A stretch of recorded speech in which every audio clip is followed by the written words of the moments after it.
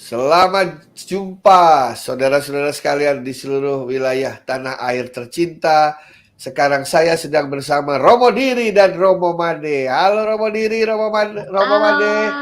Halo juga. Halo, selamat pagi semua. Selamat pagi. Wah, luar biasa. Selamat Made. pagi.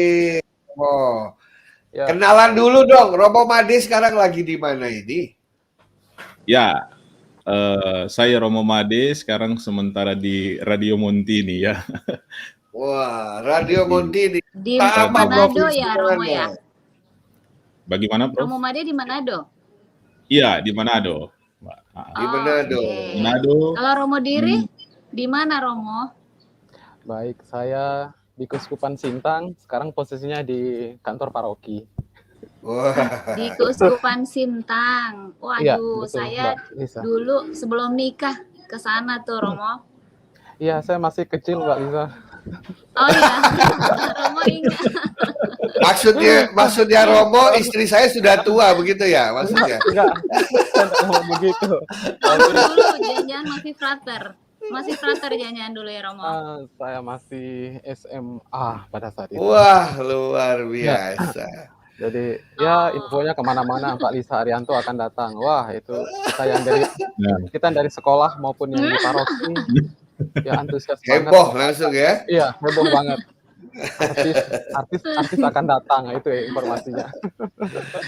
Ayo, kapan Mbak Baik. Lisa akhir lagi? Baik Romo Iya, dan mudah-mudahan istriku kapan-kapan. tercinta. Kita mulai pembicaraan hari ini. Judul kita hari ini adalah mendengarkan sabda Tuhan. Karena itu satu dari 10 aspek mendengarkan yang bisa kita lihat dari pesan Bapak Suci Paus Fransiskus pada Hari Komunikasi Dunia. Saya mulai dulu dari Romo Made. Nanti istri saya nanya Romo Diri. Romo Made, Ya. itu kan seminggu sekali umat itu datang ke gereja. Dan di situ dia mendengarkan bacaan pertama, bacaan kedua, dan bacaan Injil biasanya ya. Ya. Itu sebenarnya kadang-kadang kan ada yang menganggap itu ritual biasa, sehingga mendengarkannya ya setengah-setengah lah begitu. Toh nanti juga akan diringkas sama Romo waktu khotbah kan begitu ya. Iya. Nah, menurut Romo Made itu mendengarkan sabda Tuhan dalam 3 bacaan ketika misa itu seharusnya seperti apa kita sebagai umat itu, Romo Made? Yang pertama, Prof mau dikatakan bahwa untuk mendengarkan sabda Tuhan tentu tidak cukup satu kali. Dalam artian bahwa ini sebenarnya kan bukan hanya tugas dari para pastor, bukan hanya tugas dari para romo untuk membaca sabda Tuhan hari Minggu dalam rangka persiapan khotbahnya. Tapi sebenarnya ini menjadi spirit dari seluruh umat beriman. Jadi pada prinsipnya mendengarkan sabda Tuhan tidak sebenarnya cukup hanya pada hari Minggu saja, tapi pada sepanjang pekan sampai pada hari Minggu itu. Jadi kami di dalam persiapan itu saya sangka sama, umat juga sebenarnya sama. Mendengarkan sabda Tuhan berarti kita mempersiapkan diri itu supaya sepanjang pekan berjalan, sabda yang didengarkan pada hari Minggu itu benar-benar menjadi spirit semangat untuk perjalanan hidup sampai pada hari Minggu itu. Misalnya kayak kemarin hari Minggu, berarti dari hari Senin itu saya pribadi sudah membaca bacaan pertama, kedua, dan Injil. Sehingga sambil direnungkan pelan-pelan sampai pada refleksinya dibagikan ke umat pas pada hari Minggu. Kebetulan juga kami di sini ada yang namanya di Manado ya, ada yang namanya Kaperko, itu Kamis persiapan khotbah. Kami para imam di Kevikepan itu berkumpul untuk sharing bersama. Jadi perjalanan dari hari Senin itu diseringkan di hari Kamis untuk kemudian dibagikan ke umat. Saya sangka ini menjadi spirit mendengarkan sabda Tuhan berlaku juga untuk semua umat beriman. Begitu. Jadi dengan kata lain umat itu harus tahu seminggu sebelum misa bacaannya ya, Mo? Benar. Benar. Wah, ini pengertian saya terbalik, Mo. Saya kira bacaan itu untuk seminggu ke depannya, Mo. Nah, Oh, iya, jadi dari Senin sebelumnya ya, Mo ya, ternyata Iya, ya, dari Senin sebelumnya. Itu yang kami berlaku. buat yang menjadi kebiasaan di iya. Manado ya. Jadi spiritnya Hmm. seperti itu. Saya kurang tahu juga kebiasaan. Tapi ini menjadi juga cerita agak lucu ya kalau di Manado berarti kalau lihat umat, kalau lihat orang-orang jalan ke gereja bawa Alkitab kitab suci, kata orang di sini kemungkinan itu bukan Katolik. Berarti benar ini Bro. Iya, iya, iya, Orang iya, iya. Katolik jarang soalnya ya Dia bawa jalannya suci ya, Mo. legal saja, biasa saja, ya kemungkinan itu Katolik. Iya, iya. Karena Kalau di kita tidak Sintang menunggu. gimana tuh, Romo? Sepertinya isu yang beredar kurang lebih sama. Oh Jadi gitu. ya sekarang mereka marah sederhanakan, gampang kok di gereja sekarang sudah ada infocus atau juga proyektor, kita tinggal baca aja, tinggal lihat aja, nggak perlu bawa mara bakti, nggak perlu lagi bawa Oh, kitab suci. Ya, kita pakai uh, kitab suci. ya akhirnya kita lihat jadi rasa untuk mencintai, khususnya sabda Tuhan dengan kitab suci dan juga nyanyian melalui mara bakti atau puji syukur atau di beberapa tempat mereka punya buku yang sudah ditentukan untuk dinyanyikan di gereja, akhirnya sepertinya kurang punya rasa untuk mencintai. Jadi kesannya yang bawa Alkitab ke gereja itu adalah umatnya atau jemaatnya Kristen Protestan, yang lenggang bebas ke gereja itu adalah umat Katolik. Kan sangat disayangkan kalau begitu. Iya, iya, iya. Tapi itulah yang terjadi. Ya, kurang lebih sama Romo Made. Kita juga di sini mengalami hal yang sama. Oke. Iya, iya, Isu-isu iya. yang Kalau demikian. begitu, Romo, saya mau tanya. Jadi bagaimana sebaiknya sikap kita umat untuk dapat mendengarkan sabda Tuhan melalui bacaan-bacaan itu dengan baik supaya bisa mendengarkan, mengerti apa yang ingin Tuhan sampaikan kepada kita. Itu bagaimana sebaiknya sikap kita, Romo? Oke, ya. Saya meneruskan kembali apa yang telah disampaikan oleh Romo Made. Ya, saya setuju. Atau kami juga khususnya di paroki saya, bahwa kami menggiatkan kembali bahwa 1 minggu sebelumnya kita telah membaca kitab suci untuk bacaan hari Minggu. Supaya apa? Supaya kita tahu bacaan itu. Kemudian ketika kita mendengarkan sabda hari Minggu, kita sudah tahu gambaran yang terjadi di dalam bacaan kitab suci. Sekarang sikap kita bagaimana? Sikap kita ialah mendengarkan dengan sungguh-sungguh. Tidak hanya mendengar, tetapi mendengarkan.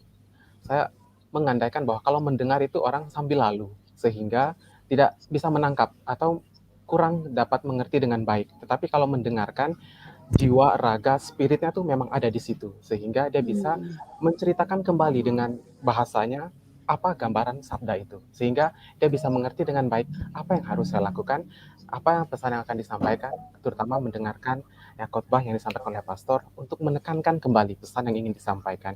Jadi sikap kita ialah mendengarkan dengan baik. Mengapa? Karena kita telah mendengarkan bacaan tersebut di rumah.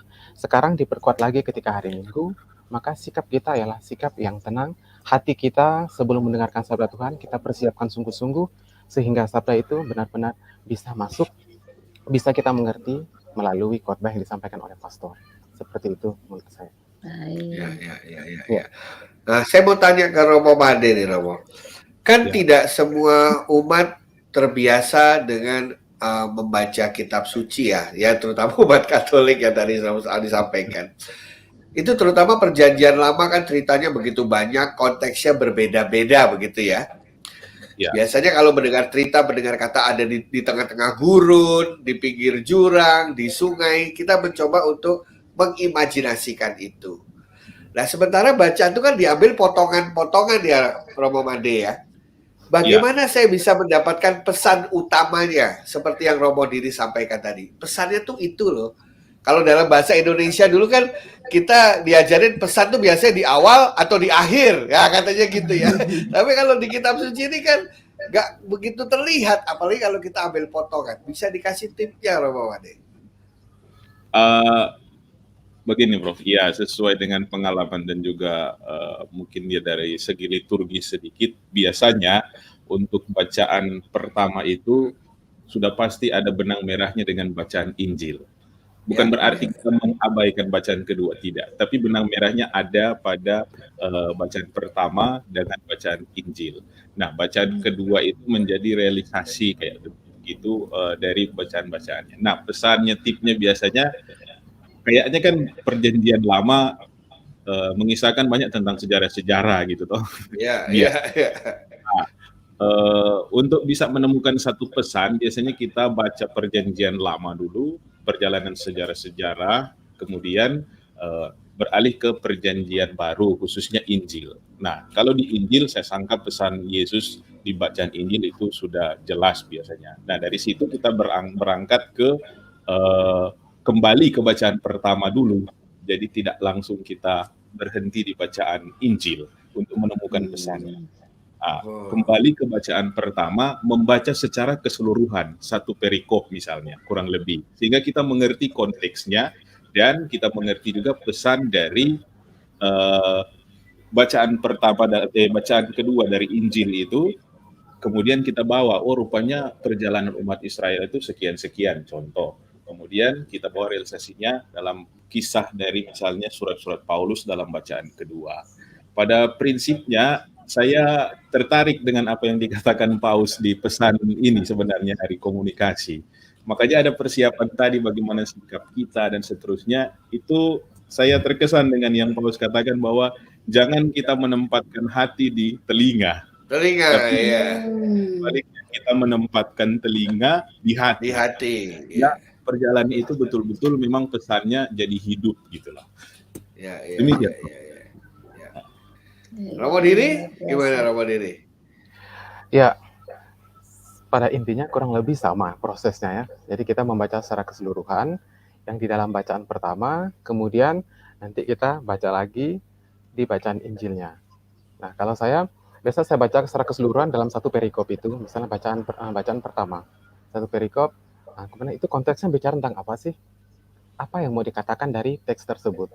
Nah dari situ pasti di antara kita pasti akan bisa mencoba mengambil, artinya konteksnya tentang misalnya pengorbanan atau pengorbanan, berarti di situ ada berbicara tentang apa tema garis besarnya. Misalnya di situ saya ambil tulisan kecil dikit atau saya tulis sedikit, misalnya bacaan pertama konteksnya bicara tentang ini.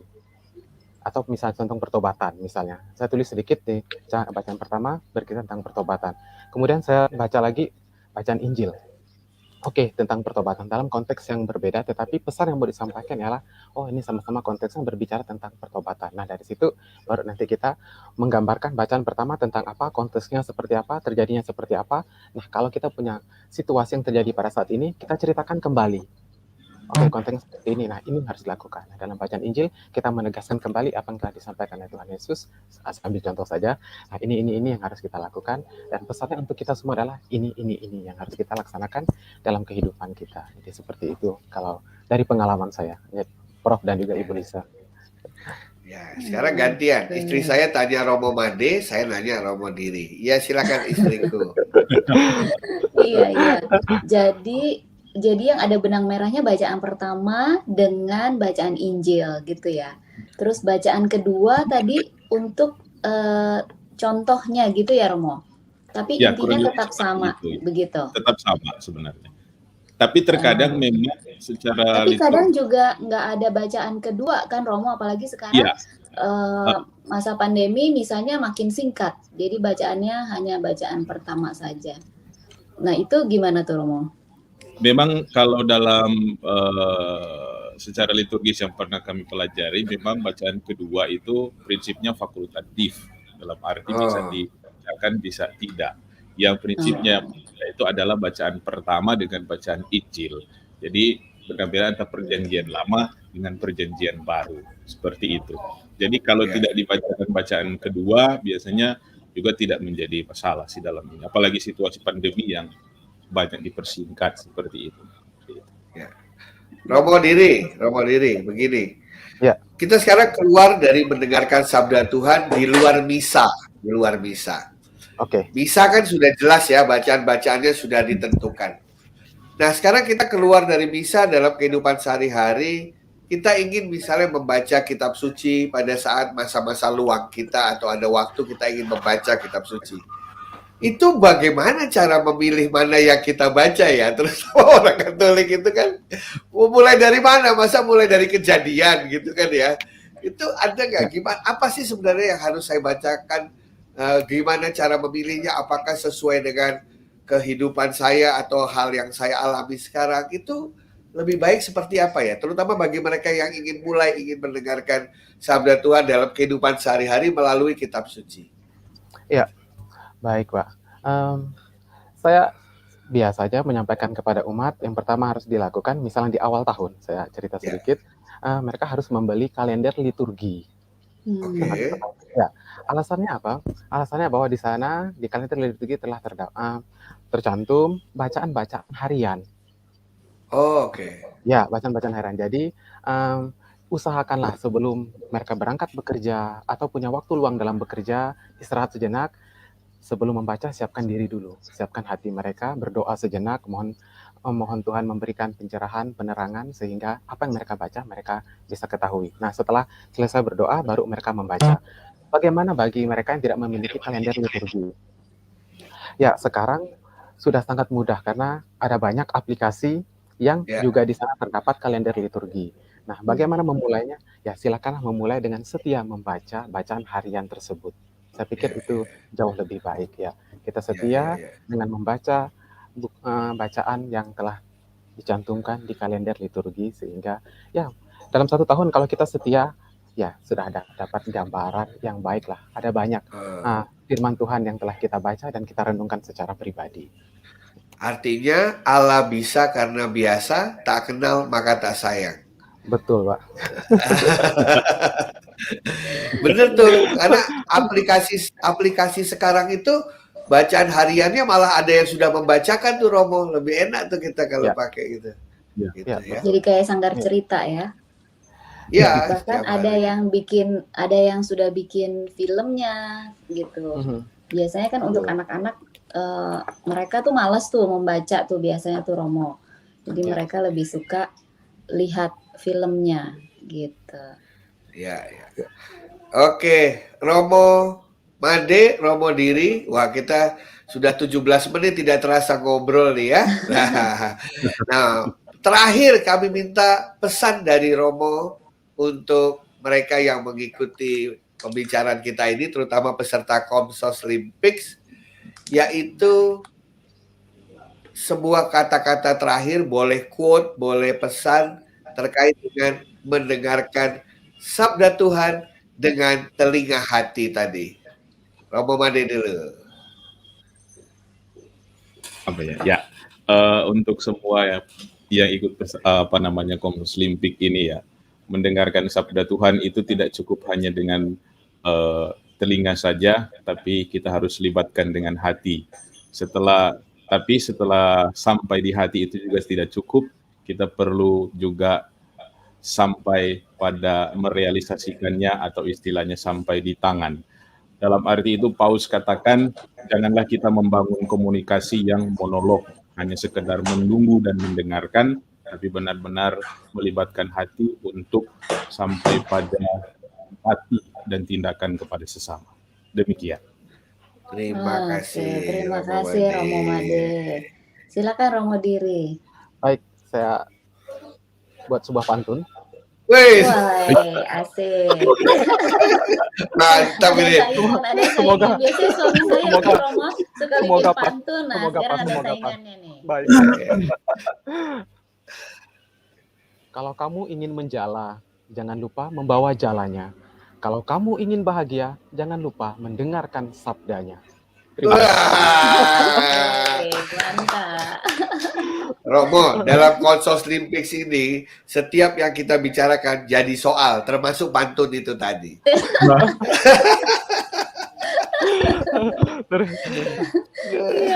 Terima kasih Romo Diri, Romo Made. Terima kasih juga. Terima kasih Romo Made, Romo Diri. Terima kasih, Oke, saya screenshot dulu ya. Oh, mau di screenshot dulu, silakan. 1, 2, 3. Oke, terima kasih. Mantap.